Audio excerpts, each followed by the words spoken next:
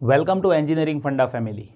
This video is a part of Microprocessor 8085 video lecture series, and in this video I'll be going to explain you 1 byte, 2 byte and 3 byte instruction execution along with machine cycles. So how many machine cycles are required for execution of instruction, that you will get to know after watching this video, and that I'll explain you by two practical examples for each of these three cases. Those cases are 1 byte, 2 byte and 3 byte instructions. So let us see first example here regarding 1 byte instructions. So when we talk about 1 byte instruction, it explains you that to store that instruction we need only 1 byte in memory. So let us have first example, that is DCR C. DCR means decrement register by 1, and here DCR C is written, means C will get decremented after execution of this instruction. And to store this instruction, we need only 1 byte, that is 0D hex. So here we have Microprocessor 8085 and here we are having memory. In memory, we are having 0D hex at address 1000 hex.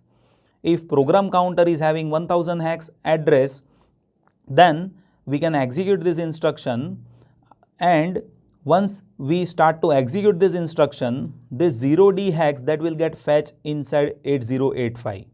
So there will be opcode fetch machine cycle that will happen initially, and once this data is getting fetched by Microprocessor 8085 by instruction decoder, we will get to know which operation to be performed by instruction decoder, and once it identifies DCR should be getting done, then it will be observing what is the data which is there with C. If I say C is having 24 hex, then after execution of this instruction, C data that will changes to 23 hex. So here with this 1 byte instruction, we just need opcode fetch machine cycle. So DCR C execution needs only opcode fetch machine cycle, and after execution this C will changes to 23 hex, it will get decremented by 1. So this 1 byte instruction needs only one machine cycle, that is opcode fetch.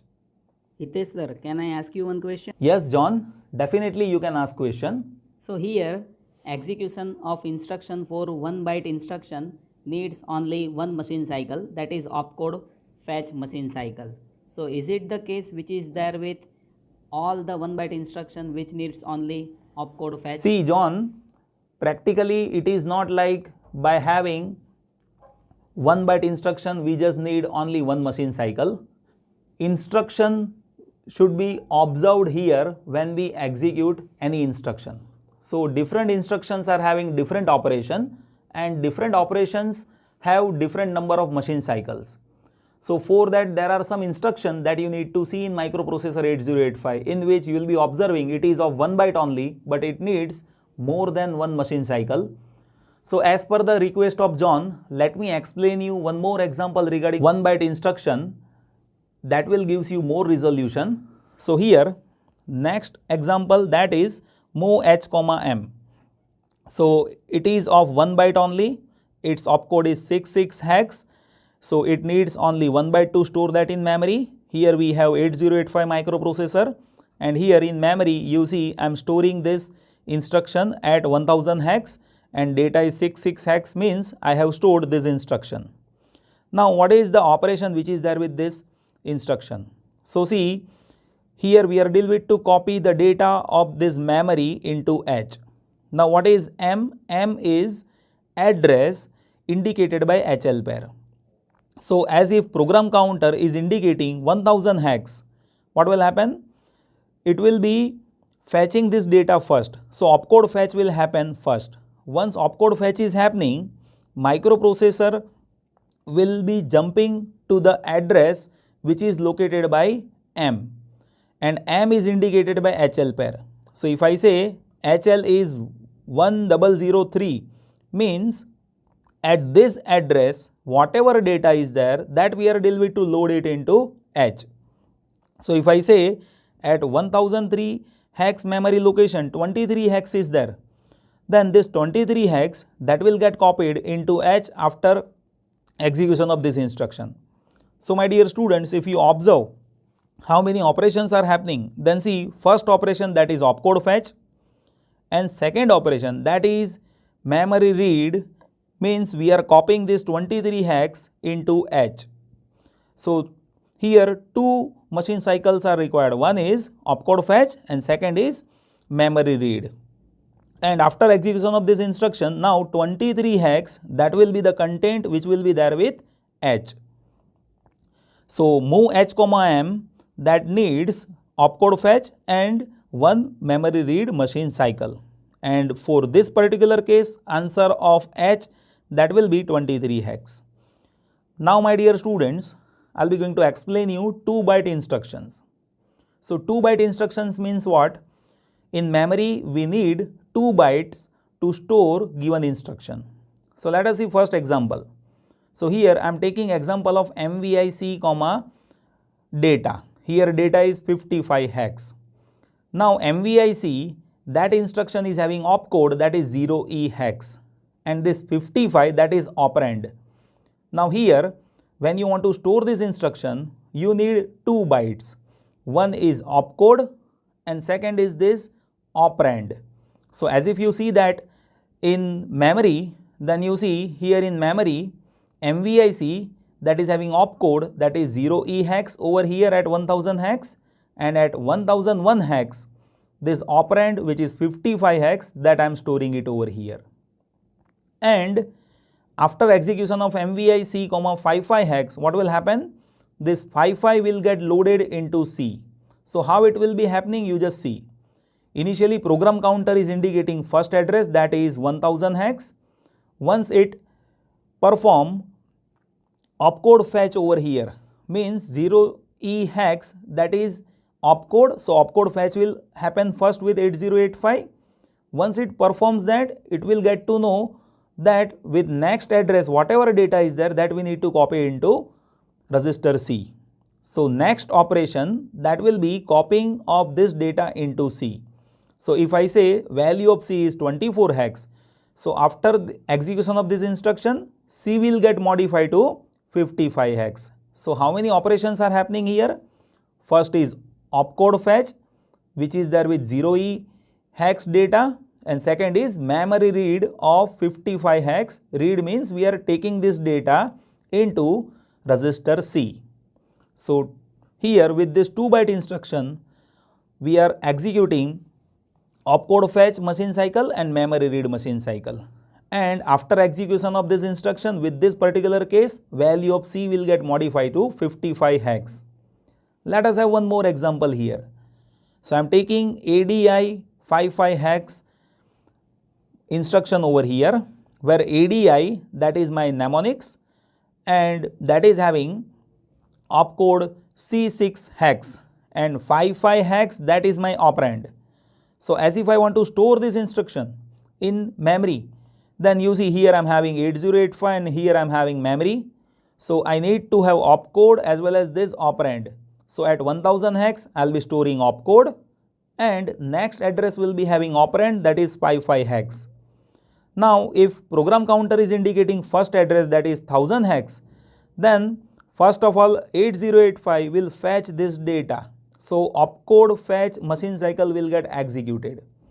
And once it is executing opcode fetch, microprocessor will get to know it needs to perform ADI operation, but with which data it will be doing this ADI. ADI means add data with accumulator immediately.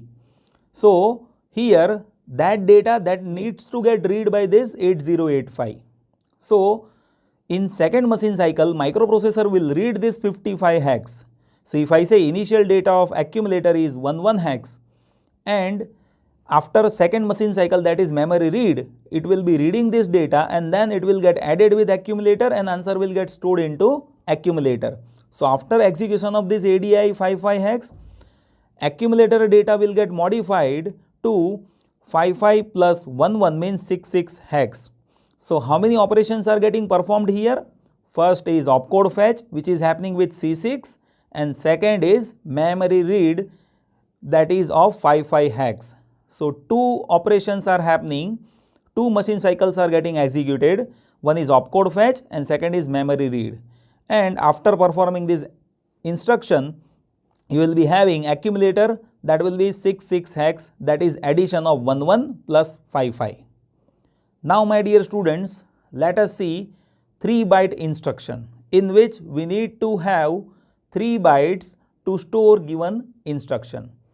So here I will be taking first example of LDA instruction. LDA means load direct to accumulator. Now LDA is having opcode that is 3A hex and this 2050 that is my operand. Now my dear students, as if you want to store this, how many bytes are required?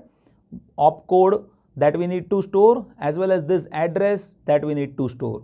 So let us store this LDA instruction in memory.